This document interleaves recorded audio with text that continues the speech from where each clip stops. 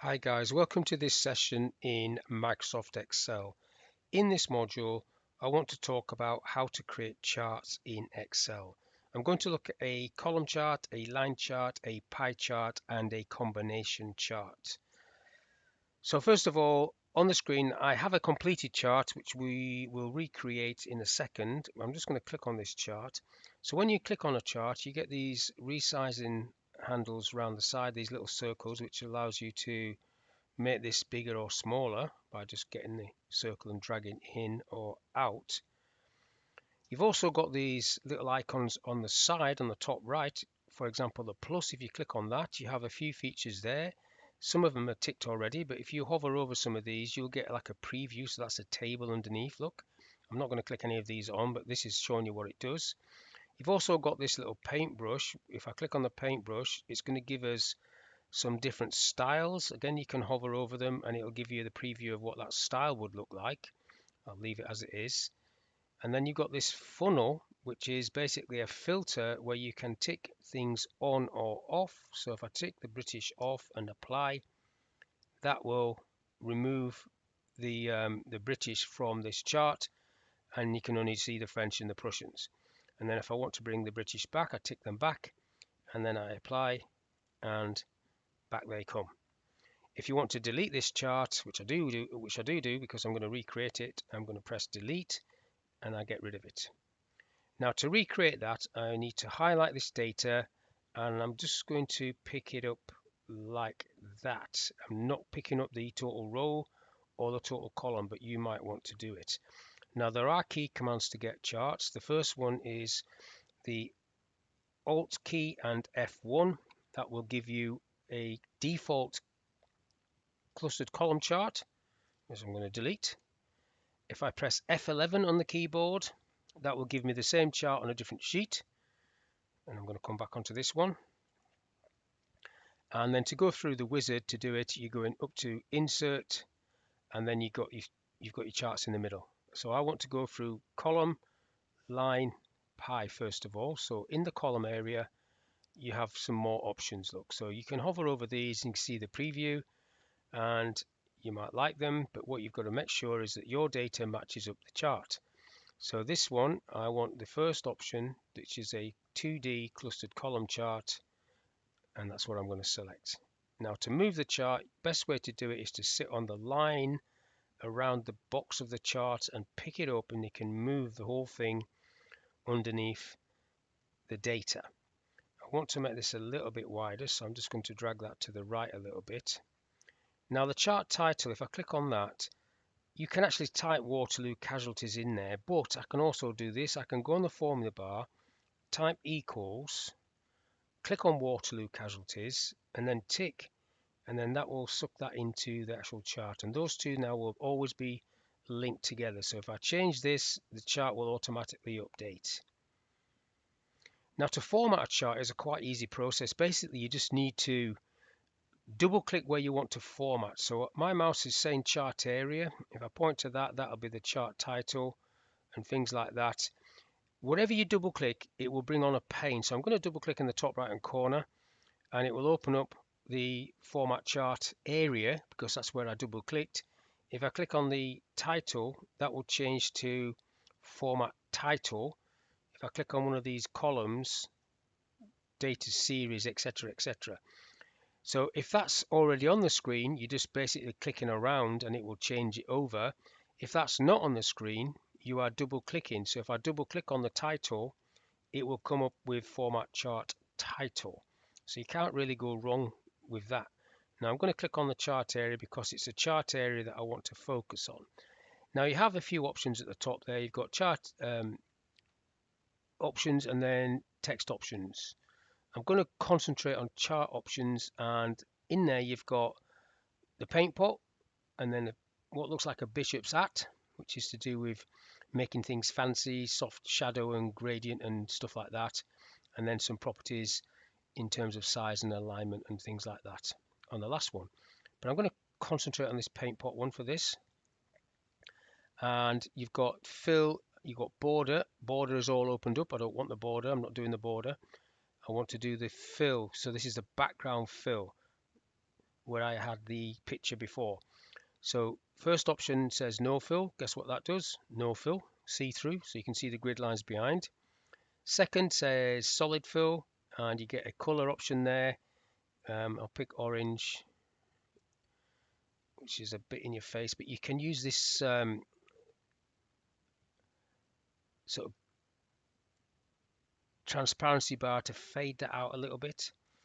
Okay, that's okay. Gradient fill, I'm not a fan of this, but if I come up, you start off on the left hand side like that. You pick a color, so I'll pick orange.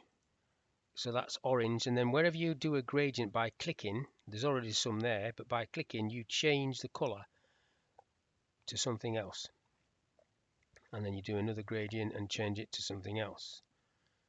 Go for green. You can see how that works, and the last two are still there from before.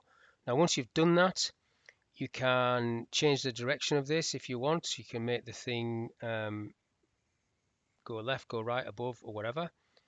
You've got the thing set to lines or linear. You can go radial, and then the direction option will have, for example, a bullseye option, which looks pretty naff. None of that is something I would do, but it's just a feature. I'm going through these options. Next one down though is what I would do if it is relevant. Picture. Now when you click on that, you get these what look like kitchen top tables, apart from that one. 1970s style or 80s style kitchen tops. Very old, not great. Not using any of those. What I want to do is put a picture in the background of that. So picture, you need to click on insert, and then it will give you the option to get from file or go onto the internet or stock images or whatever. I'm going to go from file, and then I'm going to navigate to where it is on this computer, which is in documents, and this option here, files for SharePoint. There's some files in there. That's the file I had. Scots Greys at Waterloo. Now obviously that needs to be the transparency bar needs to come across a bit, so that's not taking over everything like that. Okay, so that's all I want to do in there. Patterns you wouldn't use because that's like the shaded area. Now I want to put a figure above this column, so I'm clicking on the red column and all the red columns are selected. Now I'm going to the plus and I'm going for data labels, and then that'll put the figure just above there. So if I didn't do that and just clicked on data labels, all of the figures would go above all of the columns, which I didn't want to do. So that's a column chart. Now the next one is a line chart, and I don't need to do the formatting now. I'm going to get rid of that. Click on the corner of the chart, press delete. This time I'm going to highlight from the yellow cell to the yellow cell and go to insert line, and the one I want, again, you don't just pick any random one. The one I want is that one, line with markers, and then I'm going to make that a bit wider, like so. The chart title, I'll click on that, I'll do that again. So you go on the formula bar, you type equals, you click on where it says the title, sales target, you click the tick, and then those two things are joined together. Now, having looked at this, you might decide you don't like this layout. So I don't like this layout, and I want to change this into what's called a combination chart by changing this blue line to a column. So I'm clicking on the blue line.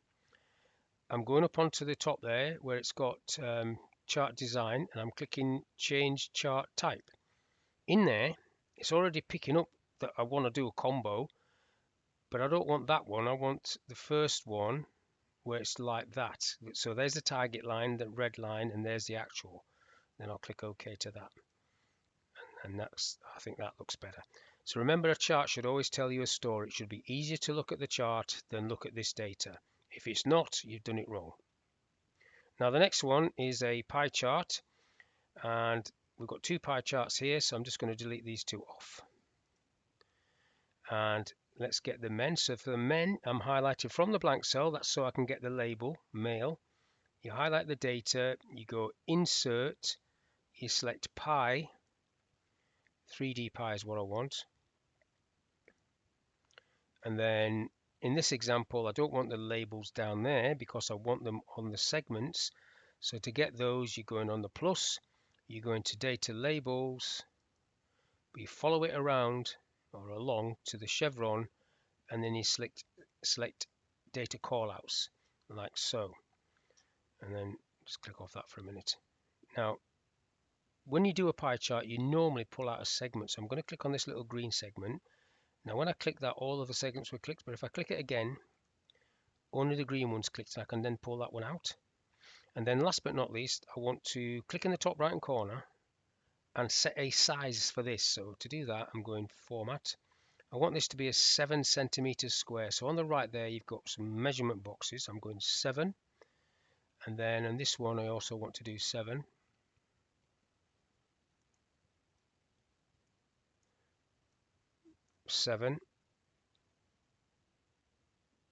Get rid of the centimeters. And then press enter on that, and then you get a 7 centimeters square. And then I'm going to move that across underneath the table. And now I need to do the females. Now to do the females, I obviously need to miss out the male. So I'm highlighting from the blank yellow cell all of the dates. Then I'm holding my control key down, clicking on the word female and all the figures for female. That's how you miss out a column using your control key. Then insert pie, 3D pie, and then you're repeating the process for the females. So I don't want these dates across the bottom because I want them on the segments.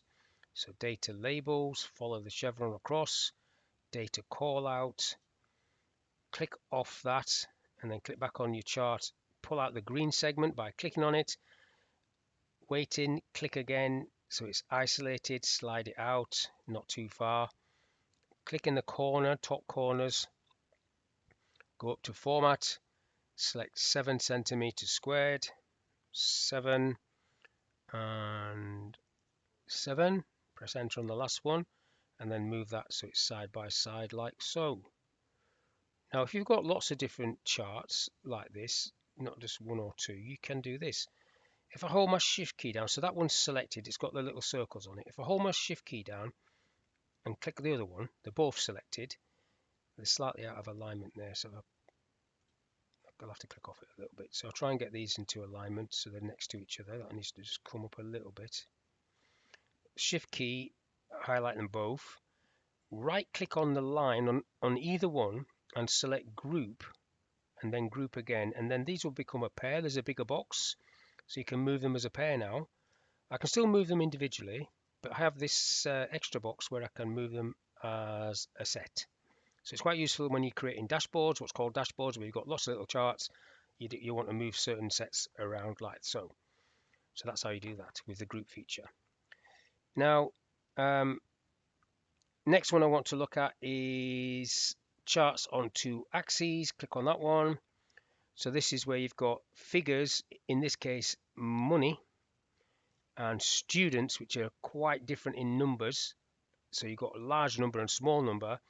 This is what's called a combination chart with 2 scales. You can see this. Now I'm going to delete this and highlight all of this data and get myself what's called a combo chart straight away. So insert combo is this one. Click on that one and it gives you a few options. Now that's no good. The line's flat. That one in the middle is what I want. So you can see you've got 2 scales. One for the money is the blue bar, and then the red line for students is on the right there. 2 different scales. I'm not going to change the chart types. Now if I come back one to maps, you've got 2 options on maps. You've got a filled map with the whole of the UK and a map which is just showing the areas that have data. So this is the maps feature here. Now you need to have Microsoft Bing active on this, and you need to have the internet for this to work. So I'm just showing you this. I'm not going to redo this, but that's basically what I've done there. If you click on this, you can see what I've highlighted to get this data like so. And if I double click on this, it will come up with the format for this, and you can see the settings that you can select from there. You've got a few different options at the top as well. I'm liking that black, so make it black. What does that look like if I make it black? not as good, but okay. So that's the maps. And so we've covered a column chart and formatted that. We did a line chart. We changed that to a combination chart. We did a pie chart, and we did a chart with two axes.